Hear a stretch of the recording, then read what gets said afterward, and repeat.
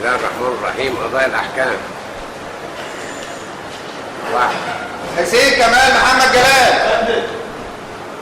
حكمت المحكمة حضوريا بمعاقبة المتهم بالسجن المشدد لمدة 3 سنوات وتغريمه 50,000 عما أسند إليهم صدرة المخدرين المضبوطين والزمته المصاريف الجنائية. محمد رمضان محمد عبد الوهاب. محمد رمضان. حكمت المحكمة حضوريا ببراءة المتهم مما أسند إليهم صدرة المخدر المطلوب. مصطفى علي مبروك رمضان. حكمت المحكمة حضوريا بانقضاء الدعوة الجنائية قبل المتهم بالتصالح. احمد عبد الخالق عبد الغني رجب. حكمت المحكمة حضوريا بمعاقبة المتهم بالحبس مع الشغل لمدة 6 أشهر 200 جنيه غرامة عما أسند إليهم صدرة السلاح والذخيرة والمصاريف. عبد المحسن محمود عبد المحسن. فاطمة عبد المحسن محمود. عبد المجيد عبد المحسن محمود. عادل جمال عبد الغفار. السيد محمود محمد علي عبد الرحيم علي ابو حسن.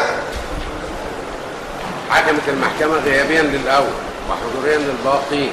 أولا ومعاقبة كل من فاطمة عبد المحسن محمود الخولي وشهرتها ساحر الجري، وعبد المحسن محمود الخولي وشهرته طوحة الجري بالسجن المؤبد والزمتهما بالمصاريف الجنائية. ثانيا ومعاقبة كل من السيد محمد أحمد وشهرته سيد مزيكا، وعبد المحسن عبد المحسن الخولي وشهرته تامر الجري بالسجن المشدد لمدة 15 سنة وتغريم كل منهما 100 جنيه عما أسند عليهما والزمتهما المصاريف الجنائية. ثالثا ومعاقبة عادل جمال عبد الغفار وشهرته عادل الجري بالحبس مع الشغل لمدة 5 سنوات ووضعه تحت المراقبة لمدة مساوية لمدة العقوبة والزمته المصاريف الجنائية. رابعا ببراءة محمد علي عبد الرحيم علي أبو الحسن وشهرته محمد زين مما أسند إليه.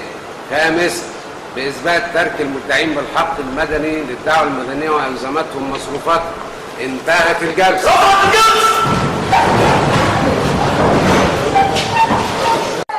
دول